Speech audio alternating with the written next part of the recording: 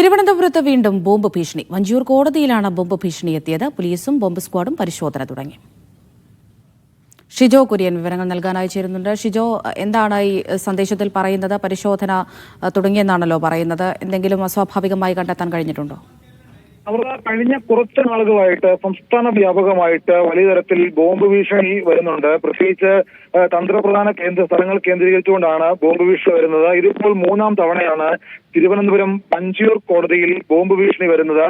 2 മണിക്ക് ബോംബ് പൊട്ടും എന്നുള്ള സന്ദേശമാണ് ഇമെയിൽ വഴി കോടതിയിൽ വന്നത്. ഈ സന്ദേശം വന്നതിനെ തുടർന്ന് പോലീസും ബോംബ് സ്ക്വാഡും കോടതിയിൽ പരിശോധന നടത്തി. പക്ഷേ അസ്വാഭാവികമായിട്ട് യാതൊന്നും കണ്ടെത്താൻ കഴിഞ്ഞിട്ടില്ല. പ്രത്യേകിച്ച് ഈ തുടർച്ചയായിട്ട് ഇത്തരത്തിൽ ബോംബ് ഭീഷണി വരുന്നതിനെ ഗൗരവത്തിൽ തന്നെയാണ് പോലീസ് കാണുന്നത്. നമുക്കറിയാം, സെക്രട്ടേറിയറ്റിലും മഞ്ചൂരിലും കോടതിയിലും മറ്റ് വിവിധ ഇടങ്ങളിലുമൊക്കെ കഴിഞ്ഞിടങ്ങളിലൊക്കെ ബോംബ് ഭീഷണി ഉണ്ടായിരുന്നു. അതേ തുടർന്ന് പരിശോധന നടത്തിയെങ്കിലും അസ്വാഭാവികമായി യാതൊന്നും കണ്ടെത്താൻ കഴിഞ്ഞിട്ടില്ല. എന്തായാലും ഇന്ന് ഏതാണ്ടൊരു 12 മണിയോട് കൂടിയാണ് ബോംബ് ഭീഷണി വന്നത്. അതേ തുടർന്ന് വളരെ പരിശോധന നടത്തിയെങ്കിലും മറ്റൊന്നും കണ്ടെത്താൻ കഴിഞ്ഞിട്ടില്ല.